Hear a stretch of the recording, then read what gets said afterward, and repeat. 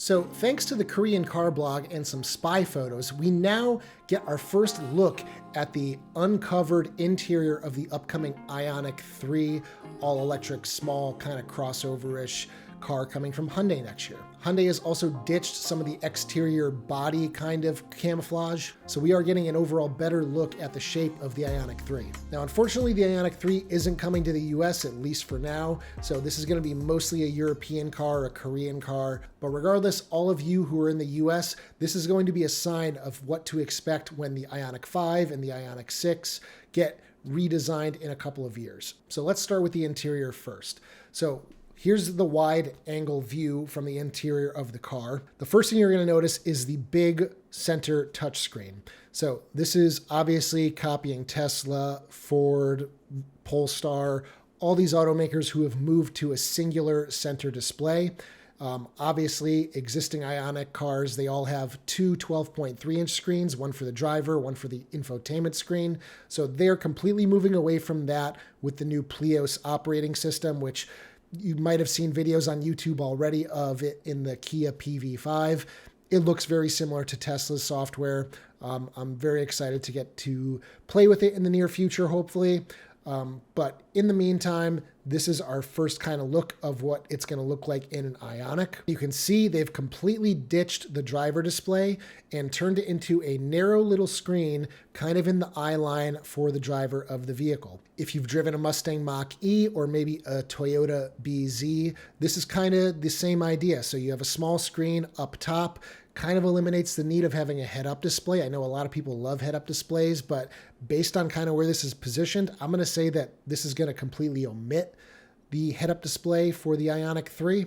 Who knows what they'll do with Ioniq 5, Ioniq 6 in the future. But I personally think this is effective. I did drive a Mach-E for a week when I was in Sweden a couple of years ago, and I really liked it. You get just enough information on that screen. You can see their speed, traffic warnings, range, battery percentage, turn signals, all that kind of stuff that on cars that don't have it, leave it on the center screen. You have to turn your head or move your eyes over to look at it, to glimpse it. Now, talking about that second screen, we can see on there that the car is at 82% state of charge and it has 338 kilometers of range. That's 210 miles. But if we extrapolate that to 100%, that means it has a 100% range of 256 miles or 412 kilometers. Now, by 2025 standards, that's not great.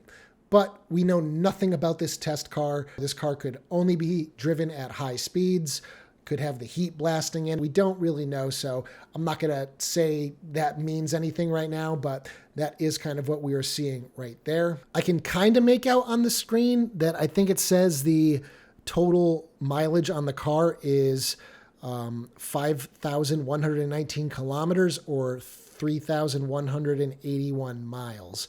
So this test car's got quite a few miles on it. All right, so looking at this wide view of the inside of the car again, what else can we see? Well, we can see the car still has a start-stop button, which I personally am fine with. I kind of like having the button, but I think that's fine.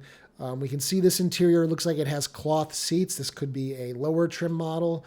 Who knows? Door panels look pretty barren. It looks like mostly hard plastic. Couple cup holders in the center console. Holy cow, I can't believe it took me this long to notice this, but there is no gear shifter on the steering column like basically all of Hyundai's new cars. And thanks to a YouTube video with somebody at some sort of auto show or something where Hyundai had a little Plios operating system kind of test rig setup, we can see that Hyundai is ditching gear shifters entirely, and they are moving to an on-screen gear shift, very much like Tesla does with their cars. I don't know how I feel about this one. I've never driven a Tesla that has the on-screen gear shift, so I don't know. Maybe it's fantastic, but for me personally, I just want to have a manual gear shift.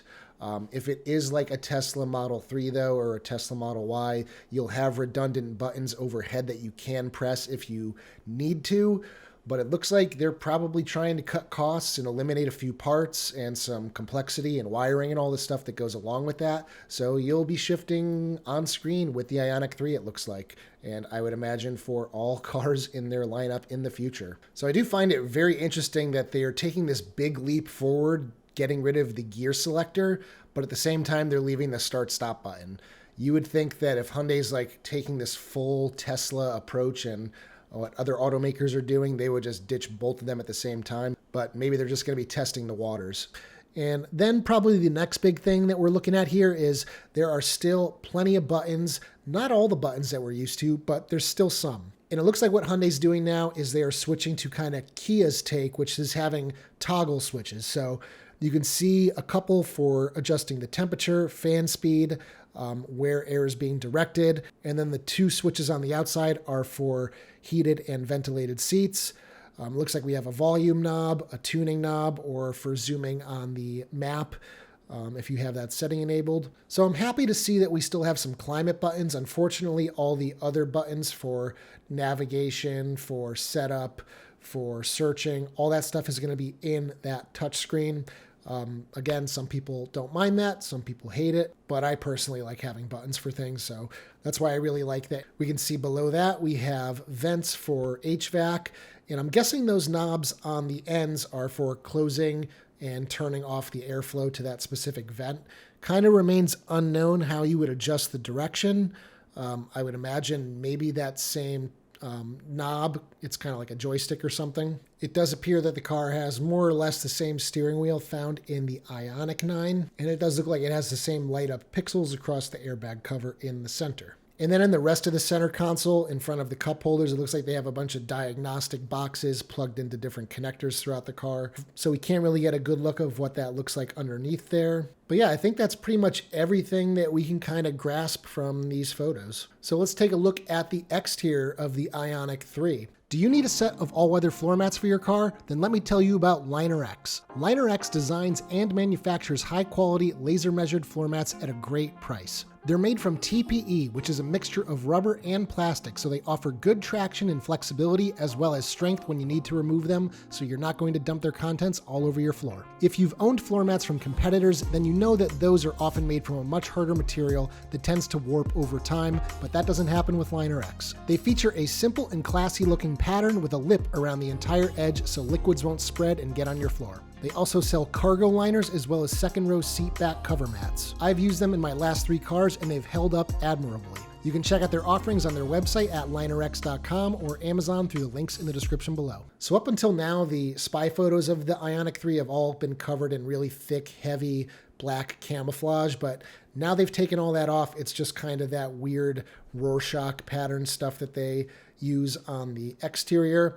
And we're getting a much better view of the shape. And from this, it's looking a lot like the concept car that I made a video about a few months ago that was just unveiled. I really like the proportions of the car. You can see that it's going to be a hatchback and it's pretty squared off.